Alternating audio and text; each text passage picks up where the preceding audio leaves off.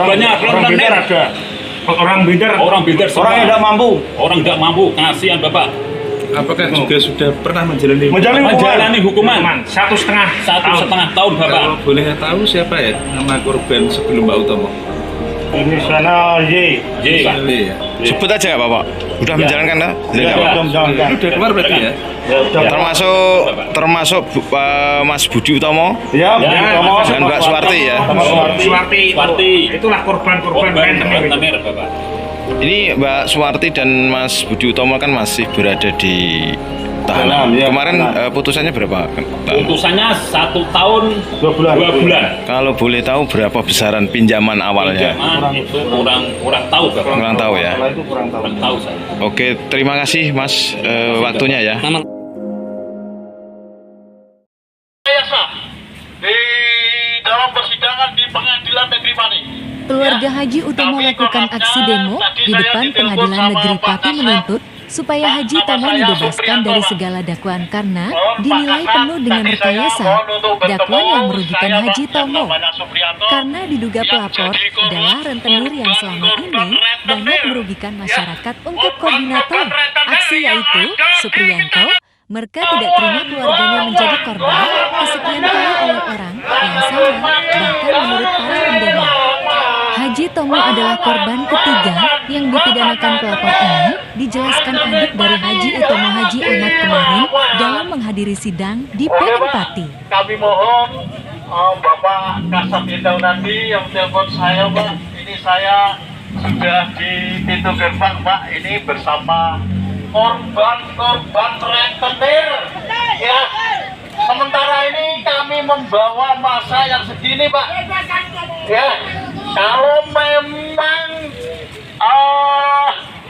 rentenir ini masih merajalela Pak, merekayasa hukum di Pengadilan Negeri Pati, kami akan mendatangkan 10 kali lipat Pak ya, dari Desa Bendar dan Desa Bajomulyo Pak, yang menjadi yang memberikan keamanan kepada warga.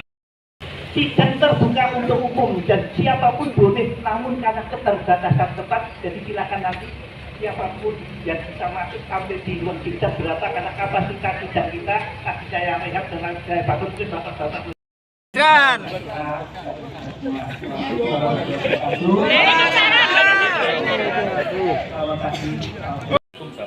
Saya perwakilan dari keluarga Pak Utomo.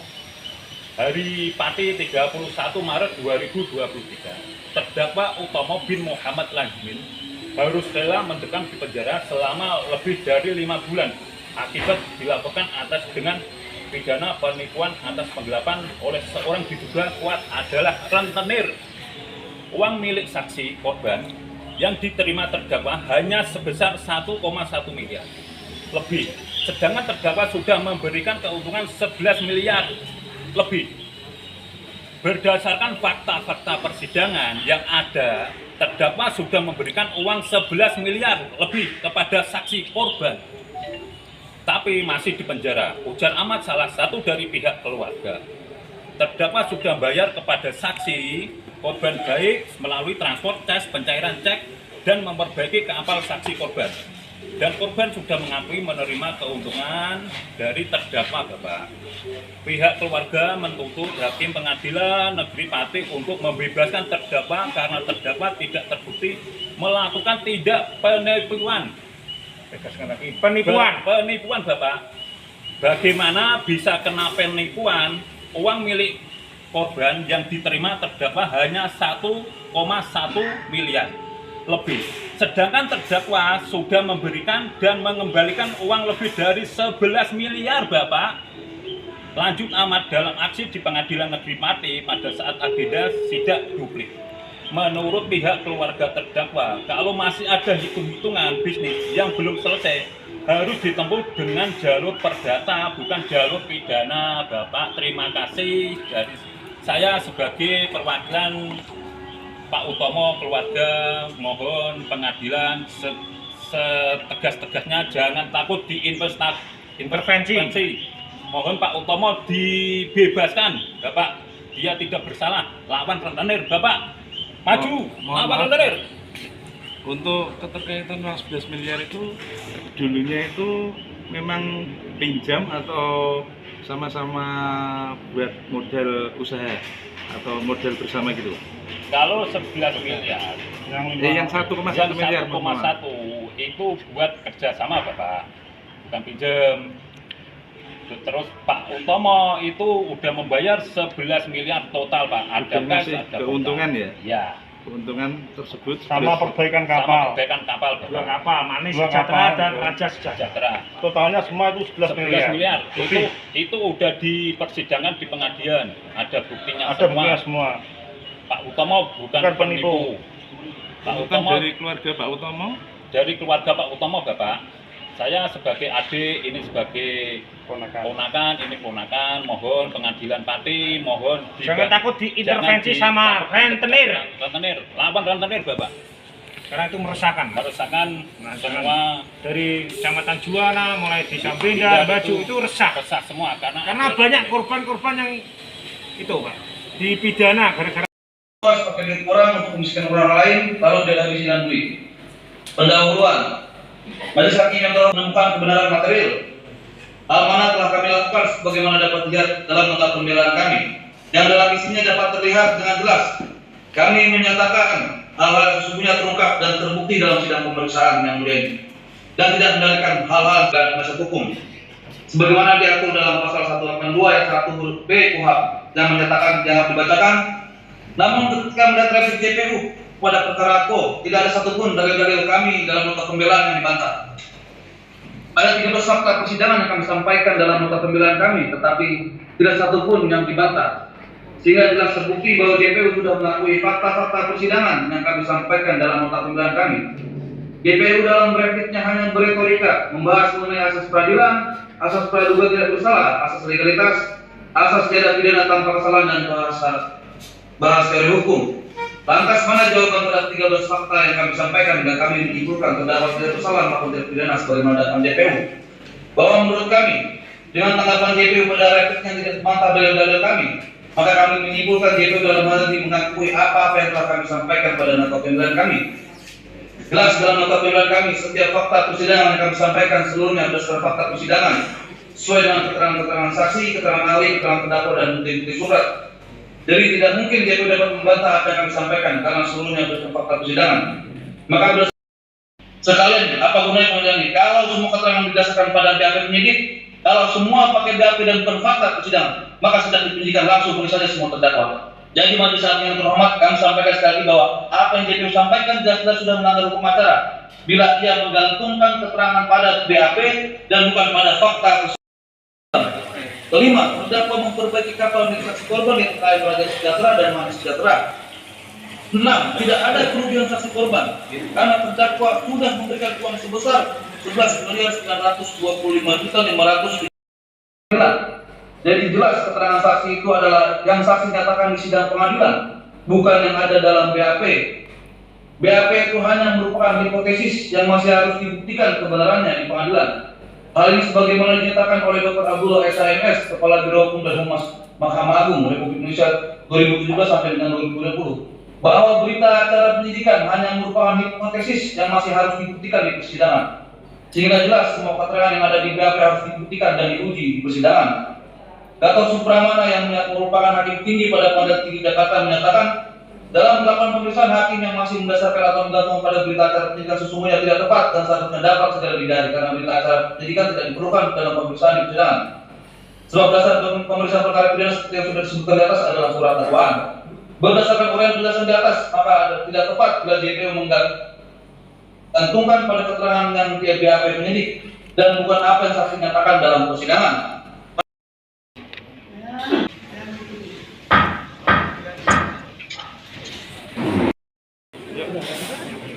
Maaf Bu, minta keterangan keterkaitan sidang hari ini.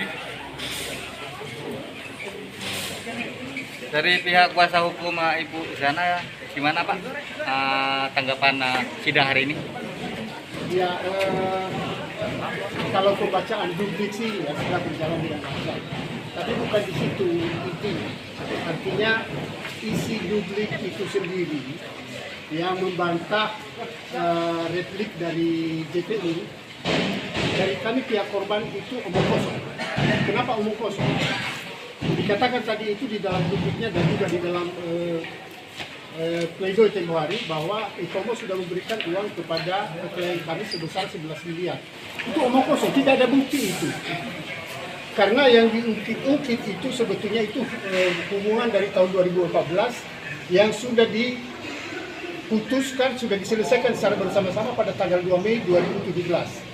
Yang 5,5 miliar itu di situ diambil, ada uangnya Karyono, ada uangnya Heti, ada uangnya Anis.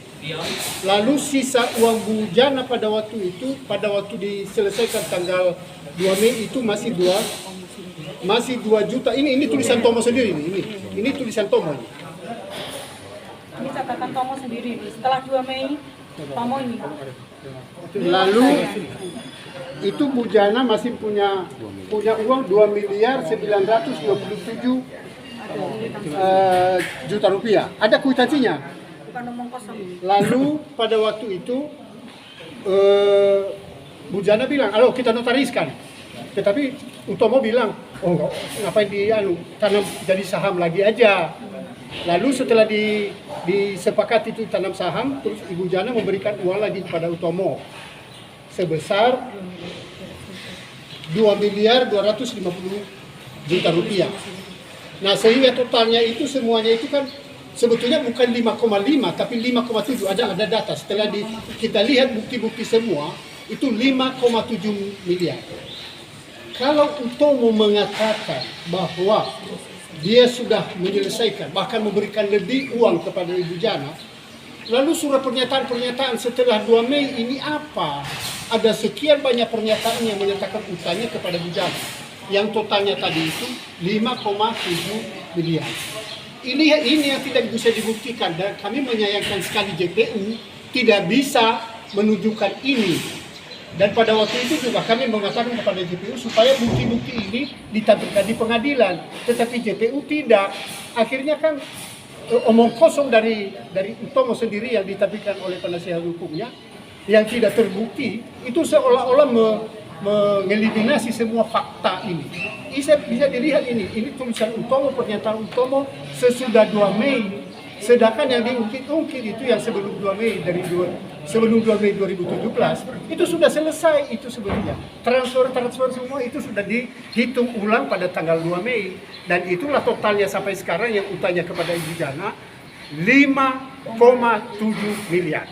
Itu bukan bunga loh yang dikatakan bukan bunga, itu pokoknya. Kalau bunga saya itu ada ditulis Tomo, tapi saya nggak mau karena saya sudah tahu saya akan diancam dia, dikatakan petenir.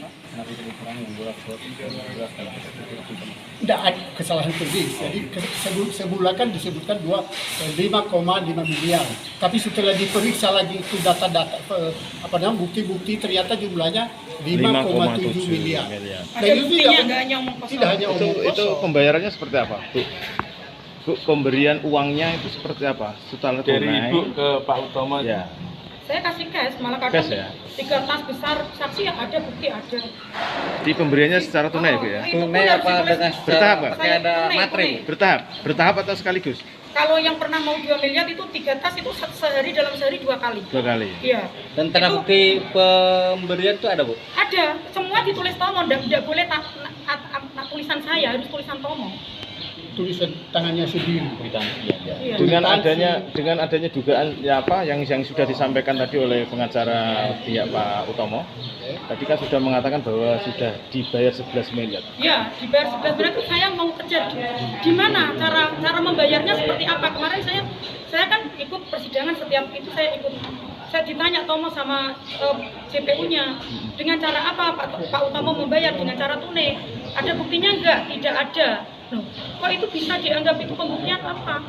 Gini, jadi perhitungannya semua itu dicampur adukan biaya perbaikan kapal. Padahal perbaikan kapal itu yang dipercayakan kepada Utomo pada bulan Mei 2016. Bukan Mei, September 2016 itu dibayar oleh Bujana itu lunas dua-duanya kapal 1,7 dan 1,5. Iya. Tetapi waktu itu Utomo menjanjikan ya paling selesai 4 bulan. Dengan harapan berarti selesai sekitar bulan Februari 2017. Ternyata tidak selesai sama sekali. Dan akhirnya Bujana menarik kapalnya di 2 Mei. Tetapi uang yang sudah terlanjur dipakai oleh Utomo, dia katakan sudah habis uangnya. Dia tidak kembalikan, tapi Bujana menarik kapalnya dan dia memperbaiki sendiri. Nah, kalau Utomo mengatakan itu pada waktu di sidang itu dia kerjakan kapal sampai 2018, itu kan omong kosong. Kenapa omong kosong? Karena kapal setelah diperbaiki Bujana pada bulan mulai Juli, Agustus 2017, sudah jalan. Lah, kalau di dalam perbaikan, bagaimana mungkin kapal bisa jalan ke Papua? Itu kan omong kosong. Dan itu yang tidak terbantahkan di sidang oleh JPU karena mereka tidak paham masalahnya. Mengenai uang 1,1 miliar yang menurut terdakwa, pinjamannya kan cuma 1,1 miliar sehingga bisa berubah menjadi 11 miliar. Tanggapannya Ibu apa itu? Itu ceritanya begini, ini yang saya laporkan kan baru perbekalan. Saya ada 5 pekerjaan sama saudara Utomo. Perbekalan kapal, saham kapal, perbaikan kedua kapal saya, pemberian logistik yang Utomo minta, dan kuota solar yang dia mengatakan punya AKR di pom bensin AKR di Baju Mulyo itu. Jadi ada 5, dan ini sudah masuk semua model-model ini di Tomo itu puluhan miliar. Akan tetapi saudara Tomo ini beralibi bahwa hutang atau modal saya itu tinggal itu. Setelah 2 Mei itu kan kita hitung-hitungan yang ditulis dan ditandatangani oleh saudara Utomo, ada saksi dan Ida Herawati. Nah, setelah 2 Mei inilah yang saya laporkan, yang sudah berpisah dengan teman-teman yang lain. Akan tetapi saudara Utomo membuat alibi, menjumlahkan artinya lewat yang sudah, artinya gini Bu, artinya 1,1 miliar itu terpisah ya?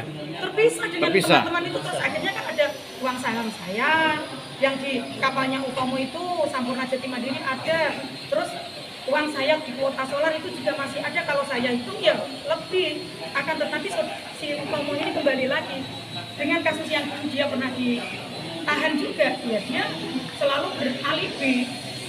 Yang kasusnya Pak Haji Isam kan pernah ditahan di Polres Pati. Terus dia memasukkan bus juga pernah itu, kan sudah dijadikan tersangka juga. Nah ini saya juga mau katakan rentenir kelas kakap. Nah, keterkaitan uang 5,5 itu dulu itu pinjam atau model bersama atau?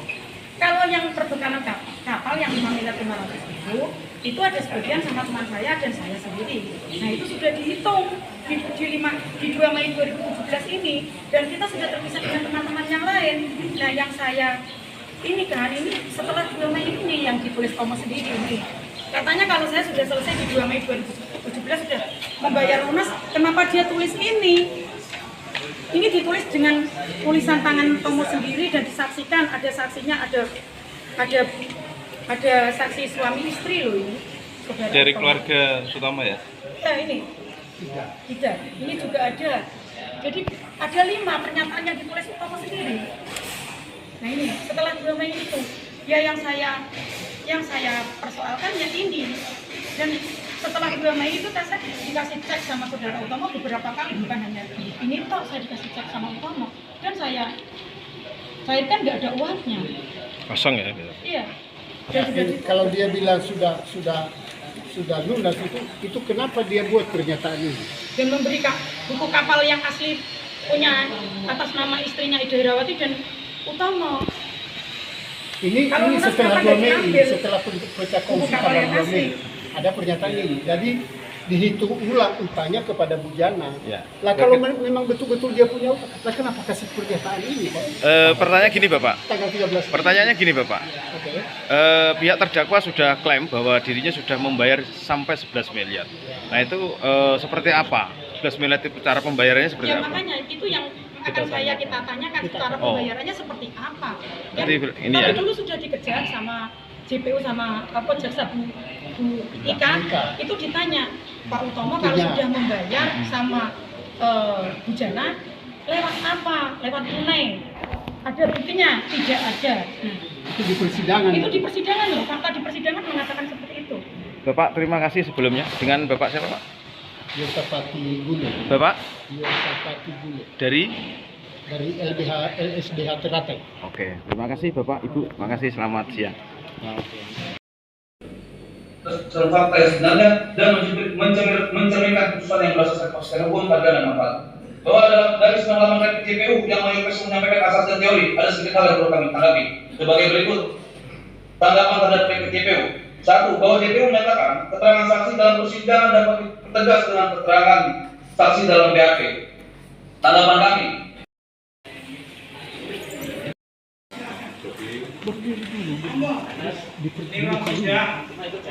Dibuka dulu tuh. Dibuka dulu baru keluar. Dibuka dulu baru keluar. Ya, biar difoto dulu nggak apa-apa. Tugas. Usir, beri keluar semua barangnya. Nanti ke tempatnya silakan, nanti kalau memang mau itu silakan di depan kita terima. Habis ini atau mau membuat keributan, mengganggu persidangan, pasti akan kami tindak. Tolong dipahami. Kami menghargai hak panjenengan semuanya, karena dilindungi oleh undang-undang. Tapi tolong ingat juga, jangan coba-coba yang mencoba-coba melakukan kegiatan yang mengganggu keamanan secara umum. Ini area terbatas, di dalam juga tempatnya terbatas, jadi nanti Pak Supri selaku koordinator silakan tunjuk berapa kapasitas ruangan, berapa yang mau masuk. Paham ya? Jadi nggak mungkin masuk semuanya Bapak Ibu. Yang lain yang tidak masuk, silakan menunggu di halaman ini bersama saudara kami dengan yang tertib.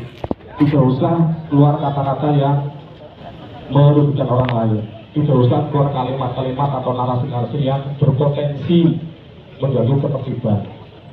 Paham ya? Jadi kami menghargai hak kandungan, tapi juga kami minta kandungan patuhi aturan yang ada. Jangan coba-coba melakukan kegiatan yang mengganggu ketentraman. Disulut api kemarin Pak, kita tenang Pak. Kita tenang. Kita ini saudara-saudara Bapak Haji Tomo. Keluarga besar Haji Tomo, Desa Bendar dan Desa Bacumulyo Pak. Ya, betul Pak? Hancurkan yang ketir. Setuju. Demikian Pak Wakil, monggo kami mohon arahnya, juga mohon bimbingannya, karena kami masih bodoh Pak untuk hal semacam hukum. Saya tahu hukum Pak, karena kita bermasyarakat dan memberikan pelayanan masyarakat yang benar secara hukum dan transparansi Pak. Monggo Pak Wakil. Senin kalau dikenalkan bisa sebelah sini lagi. Gini Pak Wakil sebentar, kalau memang besok Senin diperkenankan lagi, kita masih bisa menambah masa karena korban-korban. Tuntutan apa adanya? Ya, tuntutan apa adanya yang direkayasa oleh oknum-oknum ketir Pak. Pak Pengadilan ya, Pak Ketua ya. Itu yang pertama. Oh Pak Wakil, ya terima kasih Pak Wakil. Itu yang kedua, kami jangan di sini tidak anarkis Pak. Kita ini sebagian besar korban rentenir. Rentenir oknum yang tidak bertanggung jawab. Adik saya. Ya, mudah-mudahan Haji Tomo dibebaskan.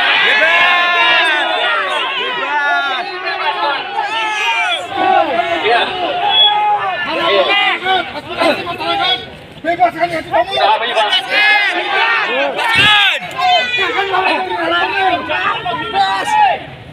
Lawan rentenir akan disebut harus dilawan.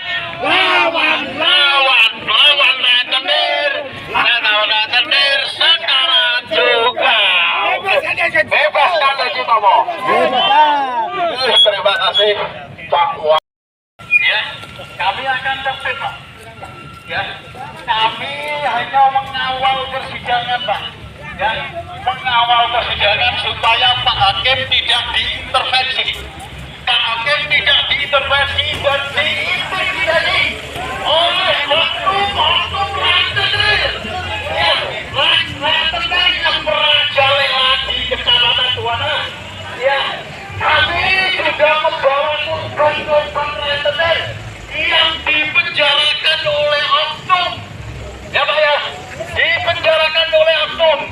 Nyun sewu Bapak Ketua Pengadilan Negeri Pati.